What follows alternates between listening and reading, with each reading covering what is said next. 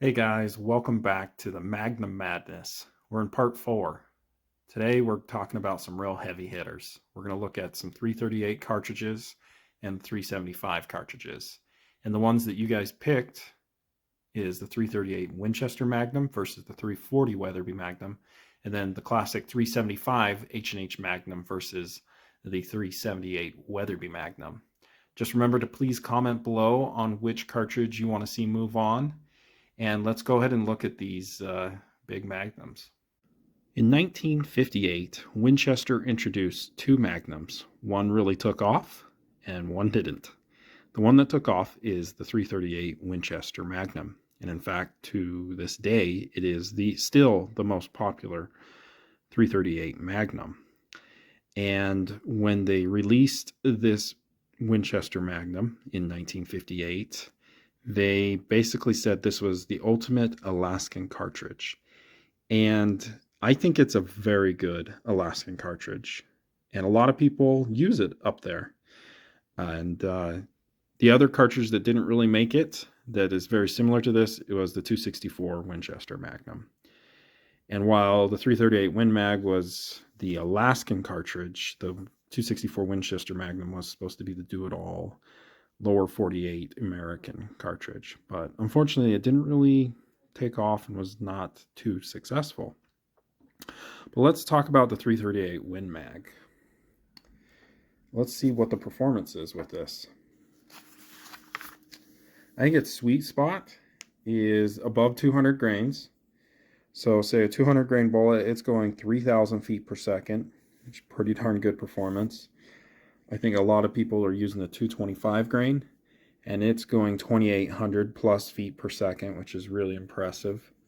And then, obviously you can shoot up to 250 grains and bigger, and you're getting decent velocity of 2,700 feet per second.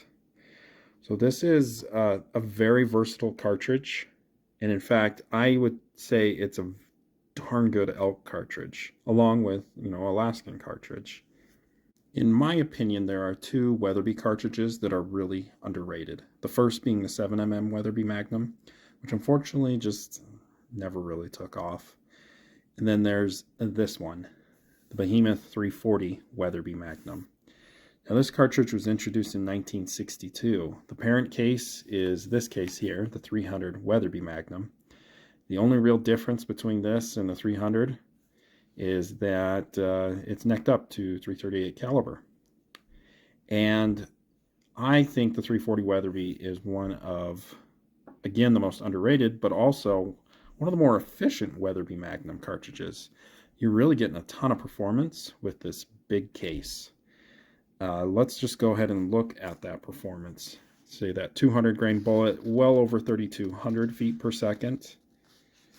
The 225 grain, you can get that going 3,000 plus feet per second. And in fact, a lot of hand loaders have told me that they can get 3,100 plus feet per second, which really puts it in 338 Lapua performance.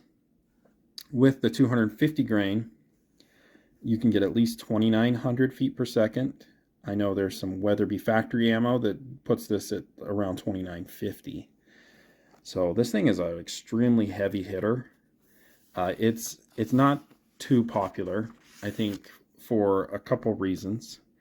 Is that I think the biggest is it kicks too much. It's a high recoiling cartridge, and people just prefer the 338 Win Mag over it. But I've said this many times before, if I ever get a 338 cartridge, this is my first choice. When you compare them against each other, the 338 Win Mags on the left and the 300 Weatherbys on the right, again, they have the exact same dimensions, the 300 Weatherby and the 340 Weatherby.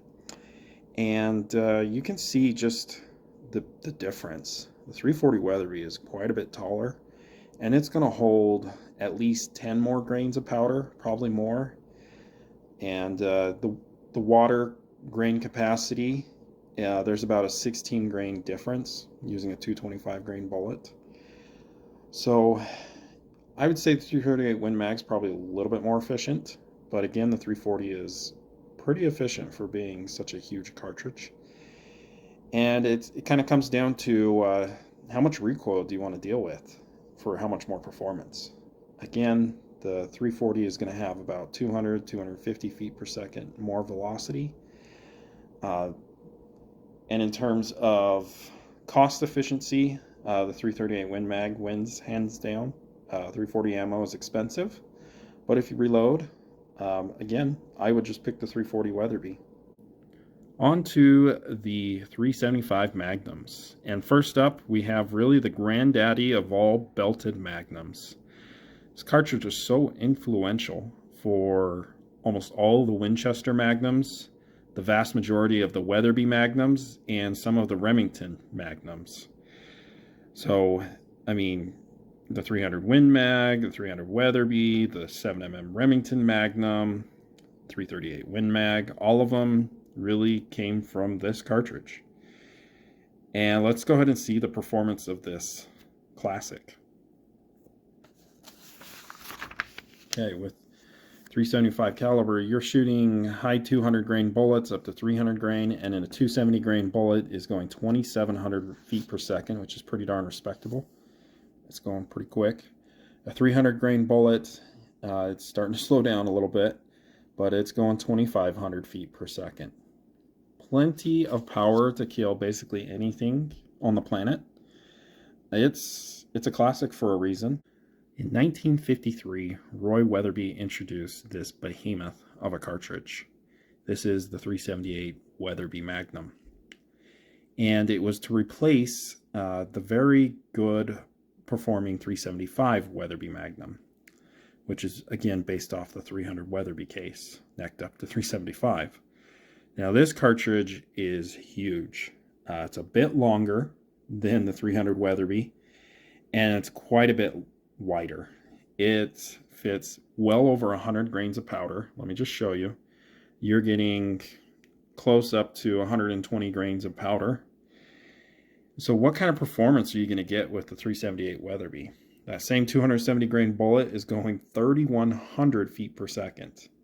Now you remember the 375 H&H was only going 2,700 feet per second.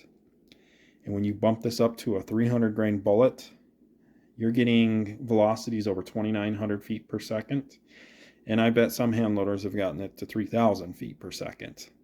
This thing is a seriously hard-hitting cartridge.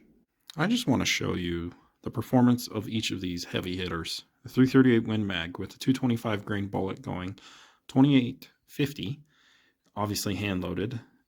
This is with the 225 grain AccuBond, by the way. The energy at 400 yards, really good. 2,400 foot-pounds of energy. Yeah, this thing can kill anything, really, in North America.